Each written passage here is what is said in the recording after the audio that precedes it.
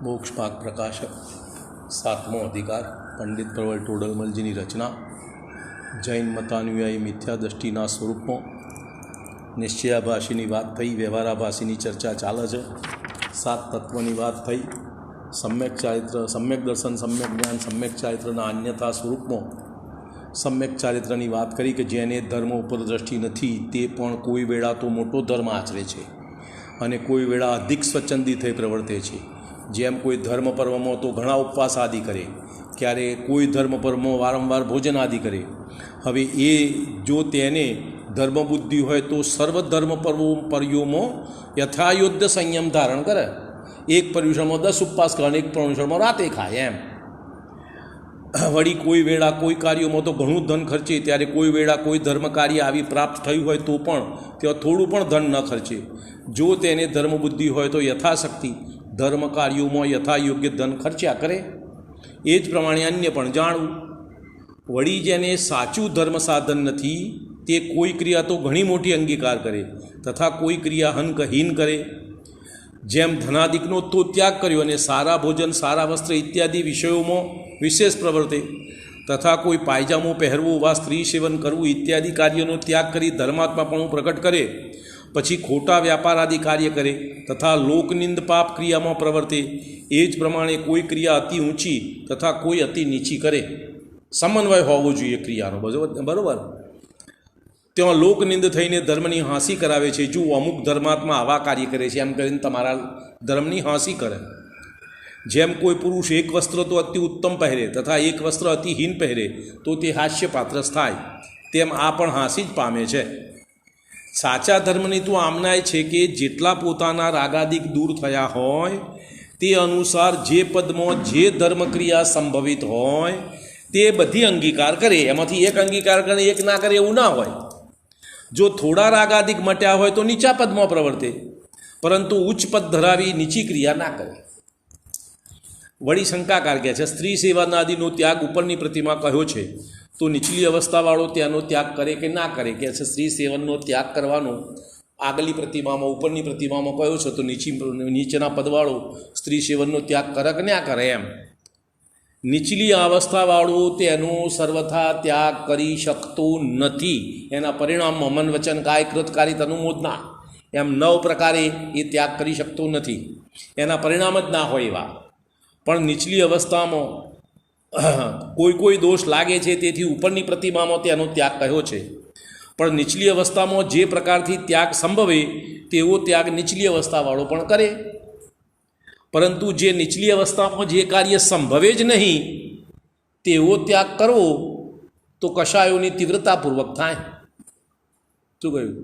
नीचली अवस्थानी अंदर ऊंचा पदनो त्याग करवो ए तो कशायपूर्वक छे, वितराग भावपूर्वक नहीं एम। जेम कोई 7 व्यसन तो सेवे अने स्वस्त्रीनो त्याग करे केम बने? जो कि स्वस्त्रीनो त्याग करवो ए धर्म तो छे, पण पहलो 7 व्यसननो त्याग थाय अने पछी स्वस्त्रीना त्यागनी वात आवे। नियम तो एम छे। एज प्रमाणे अन्य पण समजवुं। वड़ी सर्व प्रकारथी धर्मना स्वरूपने नहीं जाणता एवा केटलाक जीवो कोई धर्मना अंगने मुख्य करी अन्य धर्मोने गौण करे। जेम कोई जीव दया धर्म ने मुख्य करी पूजा प्रभावना आदि कार्यों उत्थापन करे, पर 6 प्रकारनो कार्य करवानो आवश्यक, सट आवश्यक श्रावक में, बराबर। जेम कोई जीव कोई पूजा प्रभावना आदि धर्म ने मुख्य करी हिंसादिकनो भय राखता नहीं। केटलाक तपनी मुख्यता करी आर्त ध्यान आदि करीने पण उपवास आदि करे वा पोताने तपस्वी मानी निशंक क्रोधादि करे। केटलाक दाननी मुख्यता करी घणा पाप करीने पण धन उपजावी दान आपे। केटलाक आरंभ त्यागनी मुख्यता करी याचना आदि करवा लागी जाए तथा केटलाक जीव हिंसा मुख्य करी जળ वडे स्नान शौचादि करता नहीं पण लौकिक कार्य आवतो धर्म छोड़ीने लौकिक कार्य में लागी जाए एम।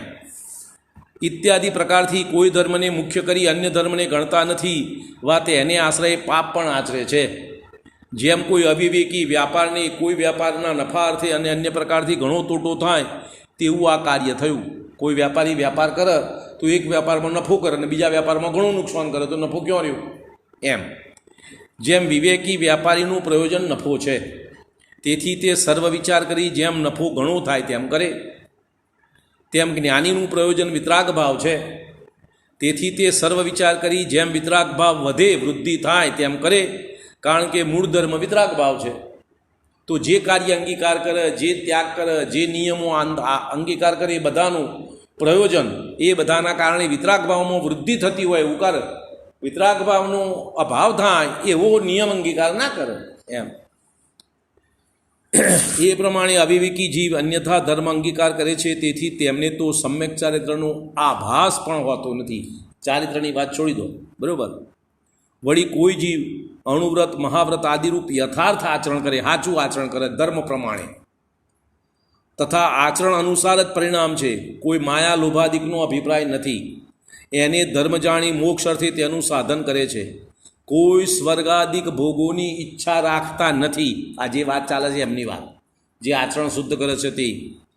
પરંતુ પ્રથમ તત્વજ્ઞાન ન થયેલું હોવાથી પોતે તો જાણે છે કે હું મોક્ષનું સાધન કરું છું. હવે મૂળ ધર્મનો પાયો તો સમ્યક દર્શન છે. તત્વા શ્રદ્ધા નામ સમ્યક દર્શન. તો તત્વા શ્રદ્ધાન થયું નથી અને આ બધું ક્રિયાશાસ્ત્ર અનુસાર શુદ્ધ કરે છે. ભૂલ નહીં, કોઈ મયાચારી નહીં, સ્વર્ગની ઈચ્છા નહીં, બરાબર. અને તત્વજ્ઞાન ન થયેલું હોવાથી પોતે તો જાણે છે કે હું મોક્ષનું સાધન કરું છું, પણ મોક્ષનું સાધન જે વિતરાગતા છે તેને જાણતો નથી, કારણ કે ભેદ જ્ઞાન થયા વગર તો વિતરાગતા પ્રગટે નહીં. કેવળ સ્વર્ગદાદિકનું સાધન આ કરે છે, એનું ફળ તો સ્વર્ગ જ મળશે. એ નથી ઈચ્છતો એ જુદી વાત, કારણ કે કશાય તો મંદ છે. કેવળ સ્વર્ગાદિકનું જ સાધન કરે છે. સાકરને અમૃત જાણી ભક્ષણ કરે, પણ તેથી અમૃતનો ગુણ તો ન થાય, સાકરનો ગુણ તો થાય જ એમ. પોતાની પ્રતીતિ અનુસાર ફળ થતું નથી, પણ જેવું સાધન કરે તેવું ફળ. તમારી શ્રદ્ધા, તમારી જેમ માન્યતા છે એવું ફળ ના થાય, પણ તમારી કેવી ક્રિયા છે અને કેવા પરિણામ છે એ અનુસાર ફળ થાય. શાસ્ત્રમાં એમ કહ્યું છે કે ચારિત્રમાં જે સમ્યક ચારિત્ર, એમ સમ્યક જ્ઞાન, સમ્યક દર્શન, તો આ સમ્યક પદ છે તે અજ્ઞાનપૂર્વકના આચરણની નિવૃત્તિ માટે બતાવ્યું છે. એટલે ચારિત્ર કેવું? અજ્ઞાનપૂર્વકનો અભાવ, અજ્ઞાનપૂર્વકનું આચરણ નહીં, જ્ઞાનપૂર્વકનું આચરણ, એનું નામ સમ્યક ચારિત્ર એમ. માટે પહેલો તત્વજ્ઞાન થાય તે પછી ચારિત્ર હોય તે જ સમ્યક ચારિત્ર નામ પામે. જેમ કોઈ ખોડે બીજ તો વાવે નહીં અને અન્ય સાધન કરે તો તેને અન્ન પ્રાપ્તિ ક્યાંથી થાય? ઘાસ ફૂસ જ થાય.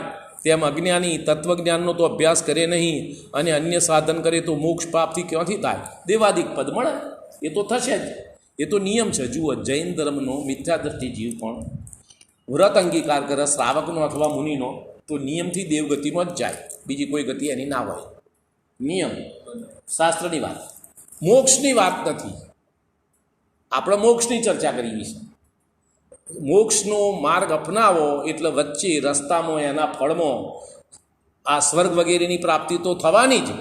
સમ્યક દર્શન થયું એટલે સ્વર્ગ અને મનુષ્ય ગતિ સિવાય બીજો ભાવ મળશે જ નહીં, બીજો ભાવ થવાનો જ નથી.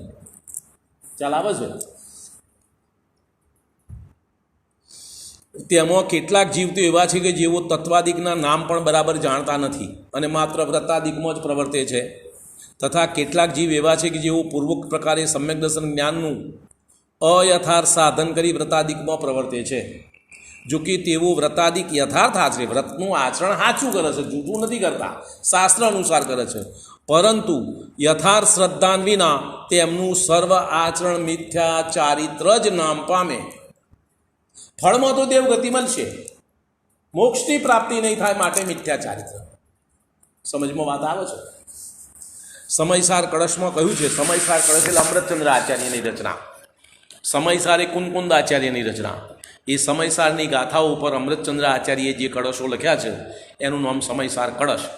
142મો કળશ કહે છે, જેમ કોઈ મોક્ષી પરાદમુખ એવા અતિ દુસ્તર પંચાગ્નિ તપનાદિ કાર્ય વડે પોતે જ ક્લેશ કરે છે તો કરો.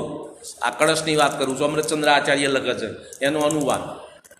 તથા અન્ય કેટલાક જીવ મહાવ્રત અને તપના ભારથી ઘણા કાળ સુધી ક્ષીણ થઈને ક્લેશ કરે છો તો કરો. પરંતુ આ સાક્ષાત મોક્ષ સ્વરૂપ સર્વ રોગ રહિત પદ આપોઆપ અનુભવમાં આવે એવું જ્ઞાન સ્વભાવ તીતો જ્ઞાન ગુણ વિના અન્ય કોઈ પણ પ્રકારથી પામવા સમર્થ નથી. જ્ઞાન ક્રિયા વગર કોઈ રીતે આ જ્ઞાન સ્વભાવની પ્રાપ્તિ નહીં થાય એમ અમૃતચંદ્ર આચાર્ય કહે છે. બરાબર. વળી પંચાસ્તિકાયમાં જો અંતમાં વ્યવહાર ભાસવાળાઓનું કથન કર્યું છે ત્યાં 13 પ્રકારનું ચારિત્ર હોવા છતાં પણ તેમનો મોક્ષ માર્ગમાં નિષેધ કર્યો છે. હવે અહીંયા આગળ શું છે, જો આમાં મૂળ વસ્તુ આપણે કોઈ શાસ્ત્ર ખોલતા નથી, જોતા નથી, અને એમ નમ લોક ત્યાં છે એટલે જૂઠું છે, પેલાએ બદલી નાખ્યું, પેલાએ બદલી નાખ્યું, એમ બૂમો પાડીએ છીએ. હકીકત જુદી છે. સમયસારની મૂળ ગાથાઓ કુંદકુંદાચાર્ય પ્રાકૃત ભાષામાં લખી. પોઈન્ટ બરાબર સમજજો. અહીંયા શાસ્ત્ર હોય તો સમયસાર બતાવું તમને, જોઈ લો. સમયસારમાં મૂળ ગાથાઓ પ્રાકૃત ભાષામાં કુંદકુંદાચાર્ય લખી. એ ગાથાનો સંસ્કૃતમાં અનુવાદ ગાથા રૂપે અમૃતચંદ્ર આચાર્ય કર્યો. પોઈન્ટ સમજો. અને એ ગાથાનો અનુવાદ કર્યા પછી એ ગાથા ઉપર ટીકા સંસ્કૃતમાં અમૃતચંદ્ર આચાર્ય લખી. આટલું કામ તો આચાર્યનું પોતાનું. એ સંસ્કૃત ટીકાનો, સંસ્કૃત ગાથાનો ગુજરાતીમાં અનુવાદ કે હિન્દીમાં અનુવાદ પંડિતોએ કર્યો. પોઈન્ટ સમજમાં આવી વાત. સંસ્કૃત ટીકા તો અમૃતચંદ્ર આચાર્યની પોતાની. અહીં સંસ્કૃત ટીકા લખી છે. એ તું કેવલ વ્યવહાર અવલંબન નિસ્તે ખલુ ભિન્ન સાધન ભાવ અવલોકનના અનવરતમ નિતરામ ખિદ્દમાના મુહુમ મુહુમ ધર્માદિ શ્રદ્ધાન રૂપાદ્યવસાન શુદ્ધ ચેતસ પ્રભુત શ્રુત સંસ્કાર ધીરોપતિ વિચિત્ર વિકલ્પ જાલ કલ્માશિત ચૈતન્ય વૃત્તય. આ સંસ્કૃત. હવે એનું ગુજરાતી બોલું છું. આ અમૃતચંદ્ર આચાર્યની વાત. આ જે જીવો કેવલ માત્ર વ્યવહારનું અવલંબન કરે છે, એ તું કેવલ વ્યવહાર અવલંબન સ્તે, બોલો ગુજરાતી એ જ કર્યું છે, બીજું કર્યું છે. બરાબર. તે જીવોને પરદ્રવ્યરૂપ ભિન્ન સાધ્ય સાધન ભાવની દ્રષ્ટિ છે, પણ સ્વરૂપ દ્રવ્ય નિશ્ચયનાત્મક અભેદ સાધ્ય સાધન ભાવ નથી. શું કહે છે? તે એમનો પરમો ભેદ છે. કાકુદેવ આકુદેવ છે ને આ સુદેવ છે, એમ ભેદ છે, પણ અંતરમાં ભેદ નથી. એમ ફરતી બોલું. તે જીવોને પરદ્રવ્યરૂપ ભિન્ન સાધ્ય સાધન ભાવની દ્રષ્ટિ છે, પણ સ્વદ્રવ્યરૂપ નિશ્ચય નયાત્મક અભેદ સાધ્ય સાધન ભાવ નથી. અંતરનો ભાવ એમને નથી.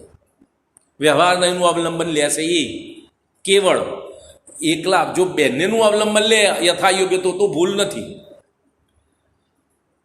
તેથી તેઓ એકલા વ્યવહારથી જ ખેદ ખિન્ન છે. કારણ કે એકલા વ્યવહારમાં આત્મા અનુભૂતિ ના થાય તો આત્મા આનંદ ના હોય તો ક્લેશ જ હોય.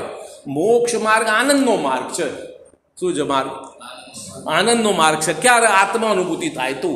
આત્મા અનુભૂતિ નથી, કેટલું કેવળ વ્યવહારનું અવલંબન છે તો ખેદ ખિન્નતા ક્લેશ જ છે, પછી આનંદ નથી. બરાબર. તો તેથી તેઓ એકલા વ્યવહારથી જ ખેદ ખિન્ન છે. તેઓ વારંવાર પરદ્રવ્ય સ્વરૂપ ધર્માદિક પદાર્થોમાં શ્રદ્ધાનાદિક અનેક પ્રકારની બુદ્ધિ કરે છે. ઘણા દ્રવ્યશ્રુતના પઠન પાઠન સંસ્કારોથી નાના પ્રકારના વિકલ્પ જાલોથી કલંકિત અંતરંગ વૃત્તિને ધારણ કરે છે. વિકલ્પ શાસ્ત્રનું પઠન પાઠન કરે છે દ્રવ્યશ્રુત. આ દ્રવ્યશ્રુત છે. એના ભાવોને અંતરમાં ઓળખવા એનો ભાવશ્રુત.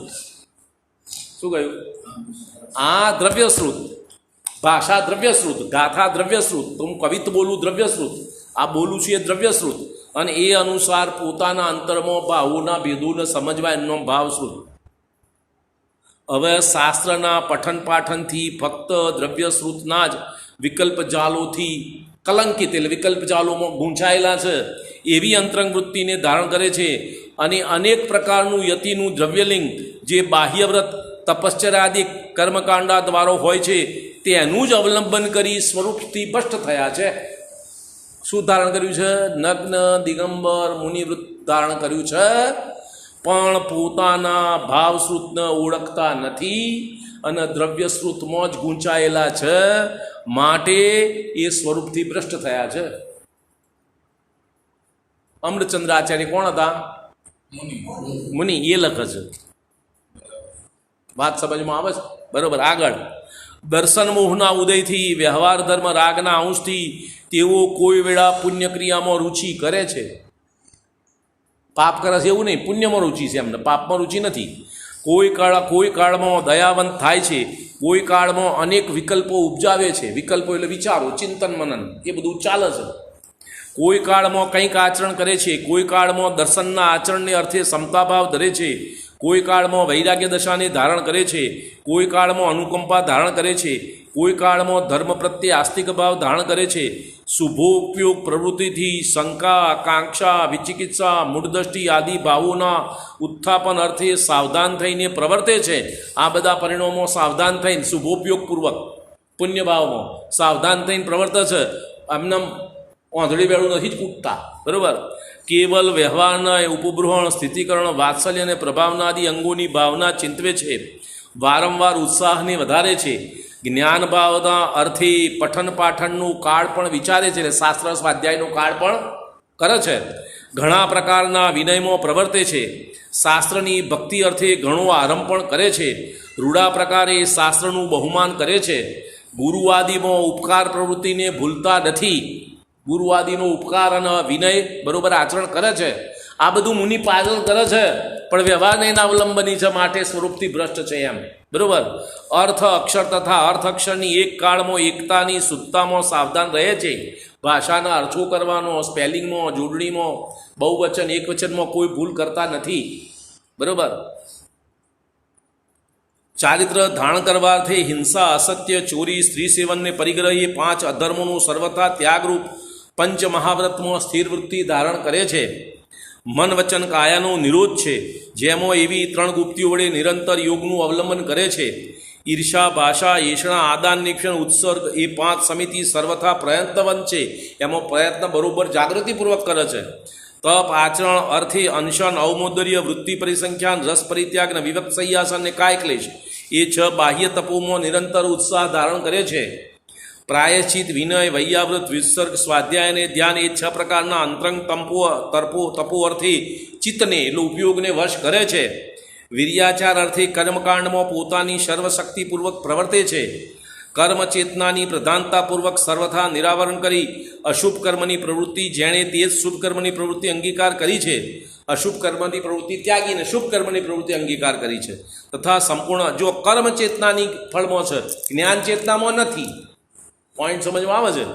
સંપૂર્ણ ક્રિયાકાંડના આડંબરથી ગર્ભિત એવા જીવો છે તેઓ જ્ઞાન દર્શન ચારિત્ર ગર્ભિત જ્ઞાન ચેતનાની કોઈ પણ કાળમાં પામતા નથી. તેઓ માત્ર ઘણા પુણ્ય આચરણના ભારથી ગર્ભિત ચિત્તવૃત્તિને જ ધારી રહ્યા છે. એમની ચિત્તવૃત્તિમાં મોટે ભાગે પુણ્ય ભાવ જ છે. એવા જે કેવલ માત્ર વ્યવહારલંબી મિથ્યા દ્રષ્ટિ જેવા સ્વર્ગલોકાદિક ક્લેશ પ્રાપ્તિની પરંપરાને અનુભવ કરતા થકા પોતાની શુદ્ધ પરમકળાના અભાવથી દીર્ઘકાળ સુધી માત્ર સંસાર પરિભ્રમણ કરતા રહેશે. આવું મુનિપણું આચરણ કરે છે, પણ જ્ઞાન ચેતનાનું ભાન નથી, વિતરાગ ભાવ પ્રગટ થયો નથી, સમ્યક દર્શન પ્રગટ થયું નથી. આવું શુદ્ધ આચરણ કરે છે તો પણ દીર્ઘકાળ સુધી સંસાર પરિભ્રમણ કરશે. મેન તમે આવું મુનિવ્રત અનંતવાર ધારણ કર્યું છે, નહીં તો 9મા ગ્રેવે જવાય નહીં. માયાચારી વાળું મુનિપણું ધારણ કરો તો નરકમાં જાય. શુદ્ધ મુનિપણું મેન તમે અનંતવાર ધારણ કર્યું, 9 ગ્રેવે ગયેલા છીએ, પણ મૂળ સમ્યક દર્શનની પ્રાપ્તિ નથી થઈ, માટે મારો તમારો સંસાર પરિભ્રમણ ચાલુ છે. જુઓ બીજી વાત સમજો, આપણે અત્યારે કયા કાળમાં જન્મ્યા છીએ? પંચમ કાળમાં. પંચમ કાળમાં જન્મેલા જીવો મોક્ષ જાય નહીં. અત્યારે સાક્ષાત મોક્ષ નથી ને, અહીંયા આગળ મોક્ષનો ભાવ વિદેહ ક્ષેત્રમાંથી જવાય, અહીંથી ના જવાય. એટલે અહીંયા આગળ જે જન્મ્યા છે એ તો આગળના પૂરા જૂના સમ્યક દર્શન સહિતવાળા નથી. જો સમ્યક દર્શન પહેલાં પ્રાપ્ત કર્યું હતું, અહીં આ ક્ષેત્રમાં 4થા કાળમાં જન્મ અથવા તો દેવલોકમાં હોત. મારી વાત એટલે સમ્યક દર્શન નથી, અને અહીં આગળ આવીને સમ્યક દર્શન પ્રાપ્ત કરવાની રુચિ નથી. પછી ક્યાં ગતિ થઈ? સંસાર પરિભ્રમણ. શું થયું કહો? સંસાર સમ્યક દર્શન પ્રાપ્ત કરવાની રુચિ નથી, પછી ગતિ ક્યાં થવાની? સંસાર પરિભ્રમણ. એમ ખ્યાલ આવે છે વાતમાં? એમ હવે આ આચાર્યની વાત મેં તમને કરી, બરોબર. હવે આગળ કે છે મૂળ વાત આપણી. તથા પ્રવચન સારમાં પણ આત્મજ્ઞાન શૂન્ય સંયમ ભાવ કાર્યકારી નથી એમ કહ્યું છે.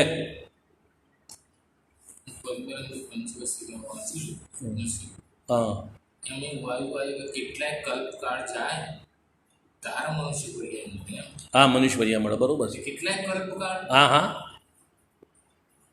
મારી વાતો પર અહીં તમને અત્યારે તમે 3 પર્યાયમાં આવ્યા, તમારો કાળ કેટલો? 2000. સુંદરલાલ ટેકનિકલ પોઈન્ટ સમજવાનો, 2000 સાગરથી વધારે નહીં, ઓછો.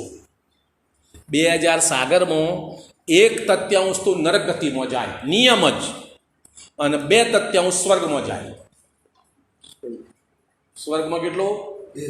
2/3, અને ત્રીજો ભાગ નરકમાં, અને બાકી જે થોડો વધ્યો એમાં મનુષ્ય ભાવ ને તિર્યંશ ભાવ ને 1 ઇન્દ્રિય 2 ઇન્દ્રિય ને 3 ઇન્દ્રિય ને 4 ઇન્દ્રિય બધું એમાં. અને પછી સમ્યક દર્શન ના થયું તો આ કાળમાં કોકને 2000 સાગરમાં પૂરું થઈ જાય, કોઈને 1600 સાગરમાં થાય, કોઈને 1000 સાગરમાં થાય, કોઈને 200 સાગરમાં, પાછો નિગોદમાં જતો રહે. નિગોદમાં ગયા પછી ક્યારે પાછો આવે? અસંખ્યાત પૂતગલ પરાવર્તન પૂરો કરે પછી પાછો 3 પર્યાયમાં આવે. તો બોલો કેટલા કલ્પકાળ થાય? એક કલ્પકાળ એટલે 10,000. તો એક કલ્પકાળ એટલે 10 કોડાકોડી સાગર ને 10 કોડાકોડી સાગર આમ એમ 20 કોડાકોડી સાગરનો એક કલ્પકાળ. અને નિગોદમાં તો અસંખ્યાત પૂતગલ પરાવર્તન પૂરો કરે, એટલે કોઈ કાળનો હિસાબ જ નહીં સાગરોનો. પછી અસંખ્યાત કલ્પકાળ ના થયા પછી ફરીથી 3 પર્યાયમાં આવે તારે મનુષ્ય ભાવ મળે. સમ્યક દર્શન પ્રાપ્ત ના કરો તો મારી તમારી આ દશા છે છેલ્લી. બરોબર. વળી એ જ ગ્રંથોમાં વા અન્ય પરમાત્મા પ્રકાશ આદિ શાસ્ત્રોમાં એ પ્રયોજન અર્થે ઠેર ઠેર નિરૂપણ છે. માટે પહેલો તત્વજ્ઞાન થયા પછી જ આચરણ કાર્યકારી છે. અહીં કોઈ એમ જાણે કે બાહ્યથી તો અણુવ્રત મહાવ્રત આદિ સાધે છે, કોઈ એવી દલીલ કરે કે ભલે સમ્યક દર્શન નથી પણ બાહ્યમાં આ અણુવ્રત મહાવ્રતનું આચરણ તો કરે છે તો સારું તો છે ને. પણ જો અંતરંગ પરિણામ નથી વા સ્વર્ગાદિની વાંછાથી સાધે છે એવી સાધના કરતો તો પાપ બંધ થાય. બરો શાસ્ત્રની વાત બોલું છું, મારા હું એમનેમ કહું તો તમે લડાઈ કરો. શું કહે છે? સમ્યક દર્શન વગર અણુવ્રત મહાવ્રત આચરણ કરે તો પાપ બંધ થાય એમ કહે છે. કેમ પાપ બંધ થાય? કે મિથ્યાત્વનો બંધ થાય. તમે બધા ઘણા આપણે બધા દલીલ ઘણી કરીએ છીએ, ભાઈ કશું ના કરીએ અને કંઈ થોડું ઘણું કરીએ તો ભલું ને, તો કે મિથ્યાત્વ દ્રઢ થશે. હા, વિપરીતતા તમારી સમજની વિપરીતતા છે, એ તમારી સમજની વિપરીતતા તમારો મિથ્યાત્વ મજબૂત કરે. તો મિથ્યાત્વ મહાપાપ છે. શું થાય? બરોબર. પણ જો અંતરંગ પરિણામ નથી વા સ્વર્ગાદિની વાંછાથી સાધે છે એવી સાધના કરતો તો પાપ બંધ થાય. દ્રવ્યલિંગી મુનિ અંતિમ ગ્રીવેક સુધી જાય છે તથા પંચ પરાવર્તનોમાં 31 સાગર સુધીની દેવાયુની પ્રાપ્તિ અનંતવાર થવી લખી છે. હવે એવા ઉચ્ચપદ તો ત્યારે જ પામે જ્યારે અંતરંગ પરિણામપૂર્વક મહાવ્રત પાડે. અંતિમ ગ્રીવેક એટલે 9મું ગ્રીવેક 31 સાગરનું આયુષ્યનું મહામંદ કશાઈ હોય, આ લોક પરલોકના ભોગ આદિની ઈચ્છાથી રહિત હોય તો જાય. તથા કેવળ ધર્મબુદ્ધિથી મોક્ષાભિલાષી બની સાધન સાધે અને મુનિવ્રતના ફળમાં મોક્ષની ઈચ્છા છે, સ્વર્ગની નહીં, પણ સમ્યક દર્શન નથી. બરાબર. એટલા માટે દ્રવ્યલિંગીને સ્થૂળ અન્યથાપણું તો નથી, એટલે સ્થૂળ મિથ્યાત્વ તો નથી જ, સૂક્ષ્મ મિથ્યાત્વ છે. બરાબર.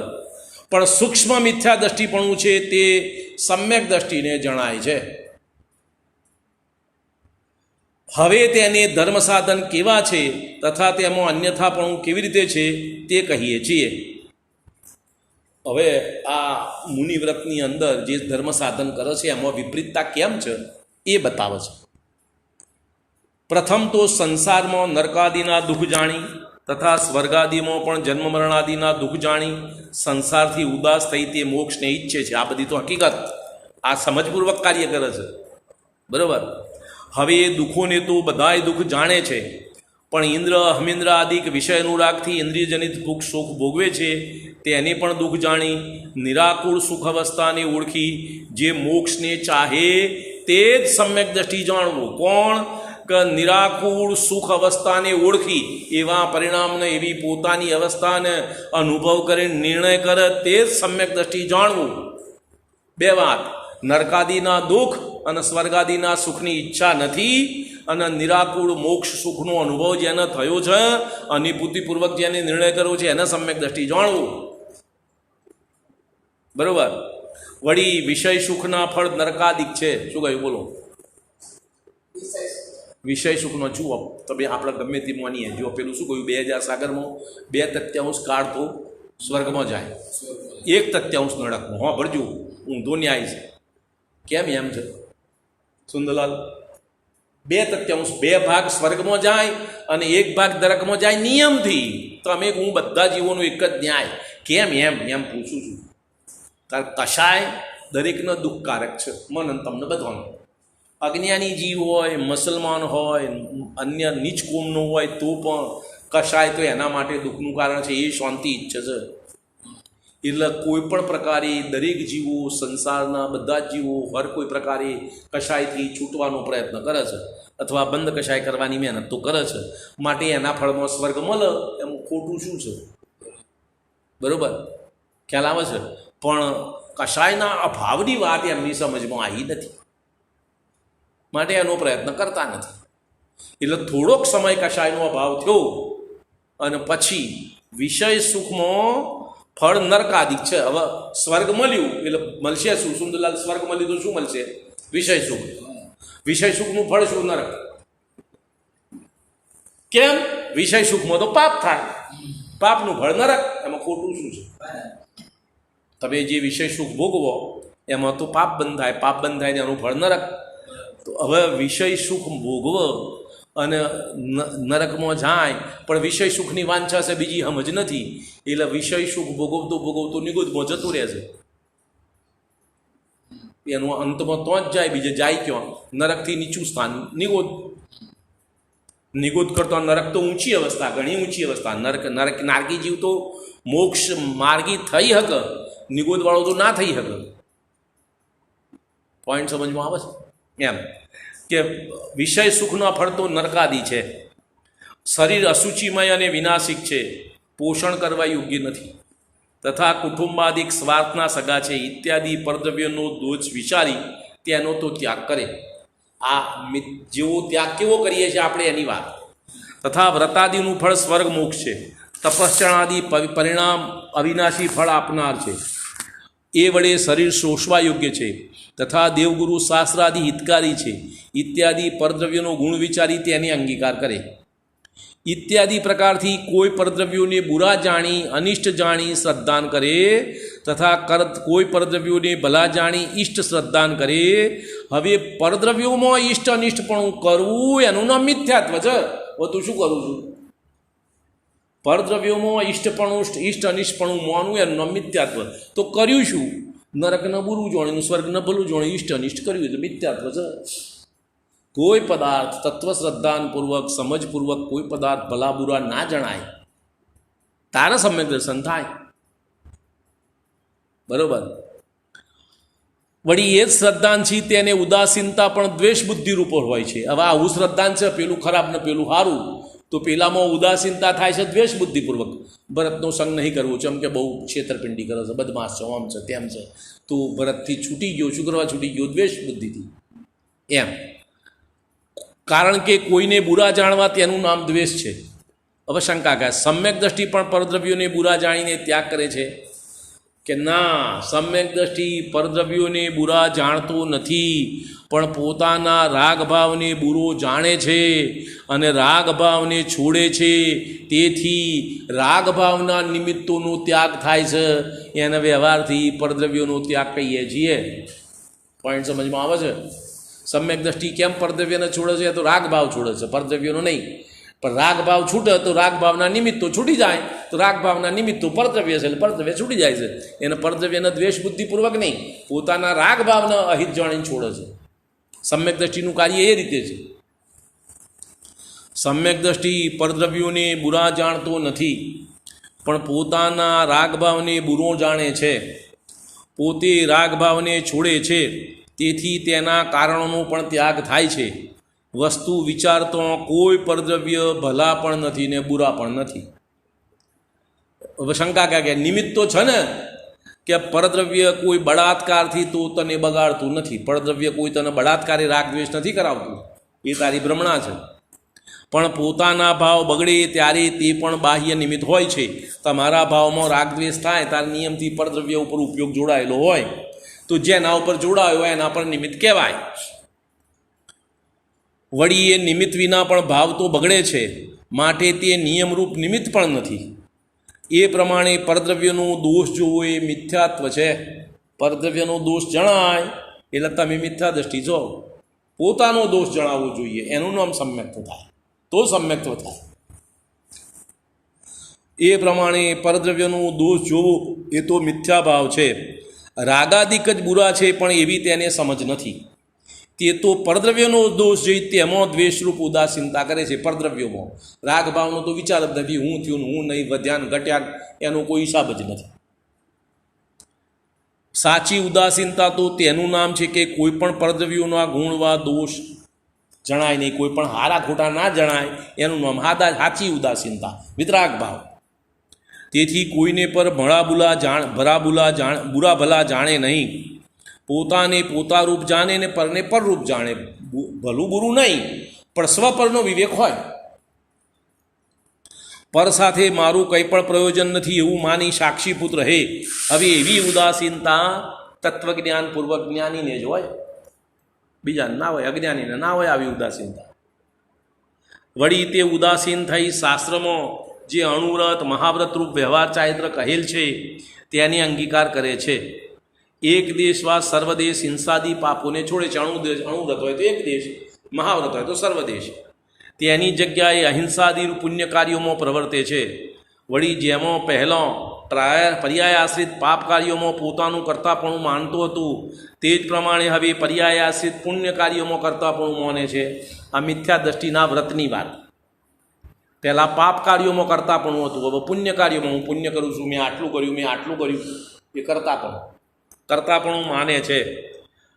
એ પ્રમાણે તેને પર્યાયાશ્રિત કાર્યોમાં અહમ બુદ્ધિ માનવાની સમનતા થઈ. પહેલાં પાપ કાર્યોમાં પર્યાય બુદ્ધિમાં અહમ હતો, અહીં પુણ્ય કાર્યોની પર્યાય બુદ્ધિમાં અહમ છે, માટે પર્યાયમાં અહમ તો એક સરખો રહ્યો.